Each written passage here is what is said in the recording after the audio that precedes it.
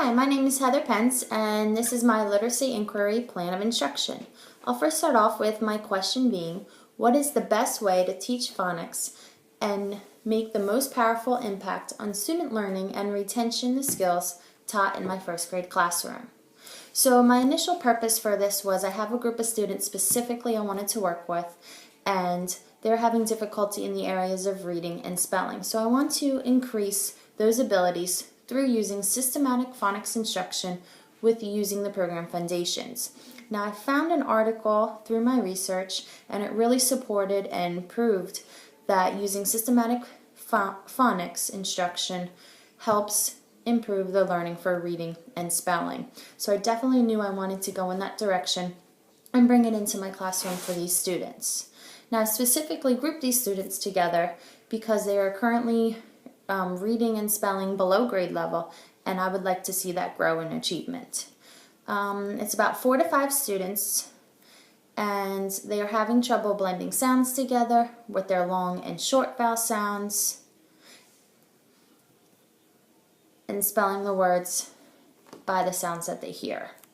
So I'm hoping with this to meet with the group of students 1 to 2 times per week in a small group instruction, and this will take place during reading workshop and possibly during their Words Their Way instruction, while the rest of the class is working on other things at that moment.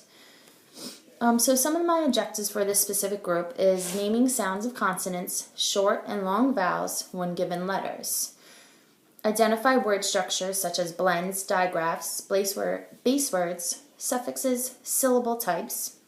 I want them to be able to read and spell consonant, vowel, consonant words, consonant, consonant, vowel, consonant, consonant, vowel, consonant, consonant, and consonant, consonant, vowel, consonant, consonant, and consonant, vowel, consonant with a silent E on the end of the word.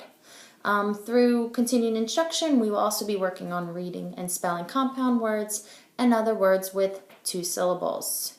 We will then be doing reading and spelling words with S, ES, ED, ing suffixes. So with these objectives, we'll start off with the very basics, and then we will work on as their skills grow, continue with the harder objectives.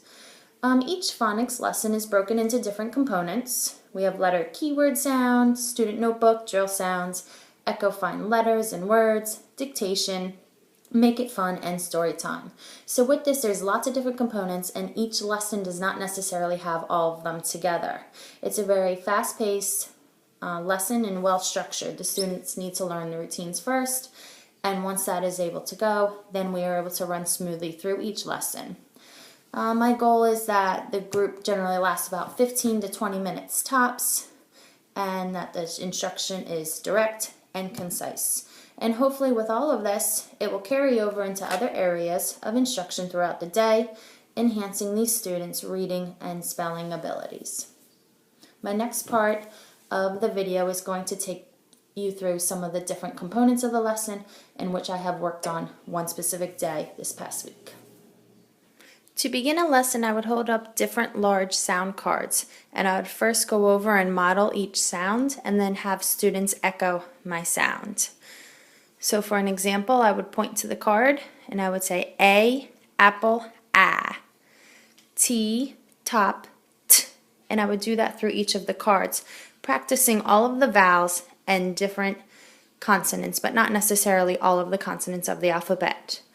And then after all of that, with the modeling and echoing, I would then point to a specific card in a different order and have the students name the letter and the picture and then the sound. So for example, I would go, and the students would say G, game, G, T, top, T, E, ed, E, Z, zebra, Z.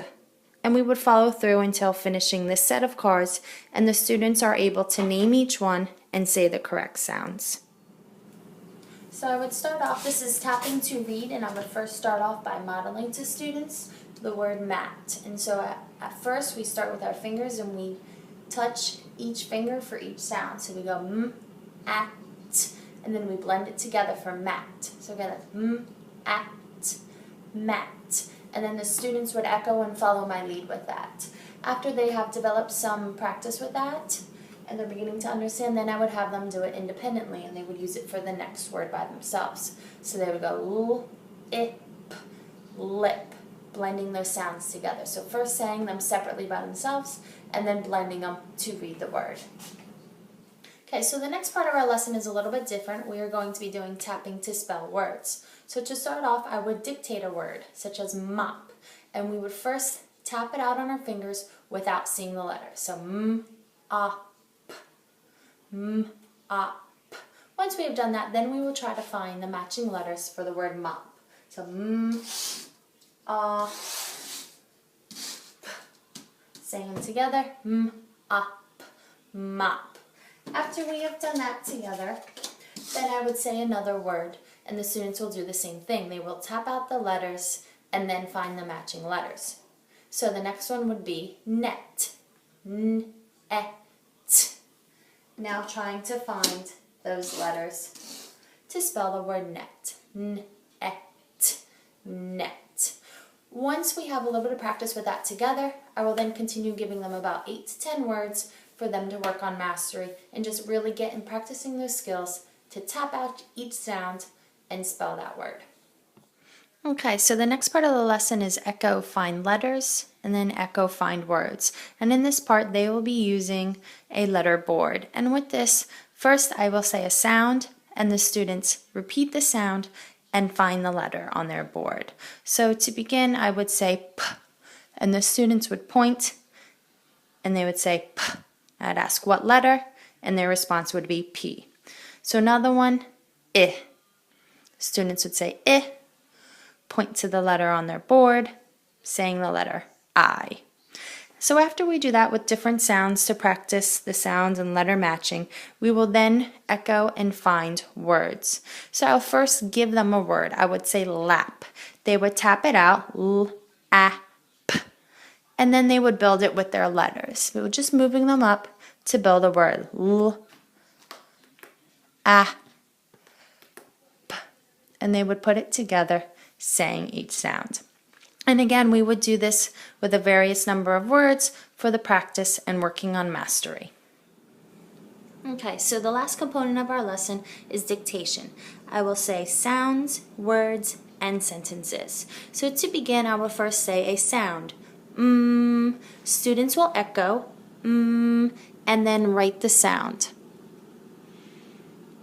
Practicing on their board correct formation on the lines.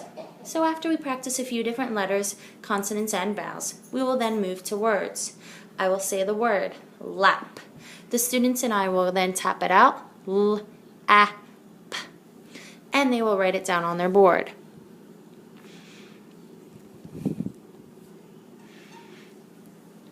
After again we do several different words, we will move to sentence dictation. With that, I will say a sentence, the students will echo it, and then write it down. Meg is not sad. Students will echo, Meg is not sad.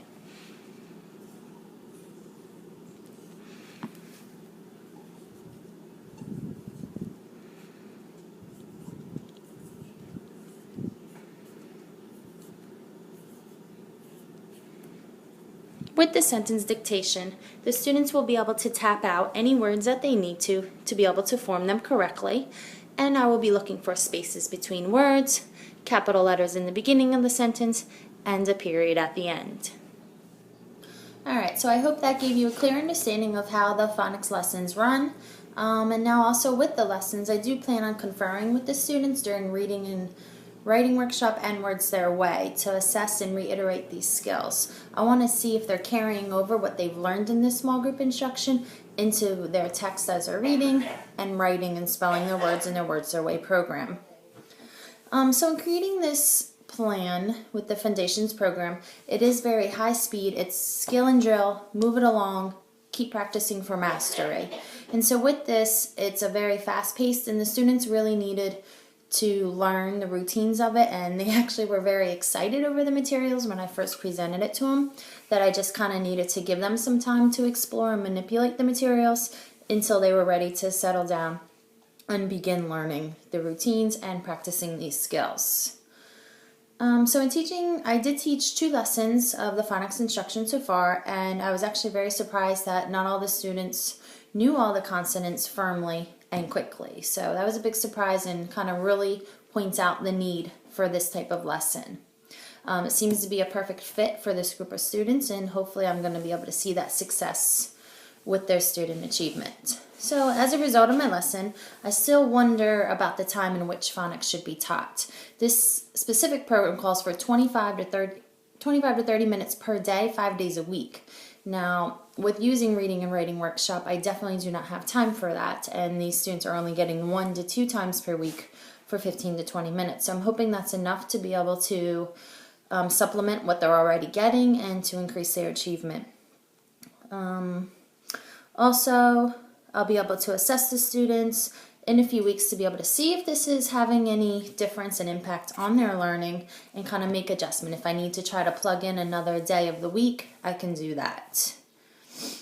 It basically comes down to, is it making a powerful impact on the skills taught? Are these students learning these skills and carrying them over into their reading and spelling abilities?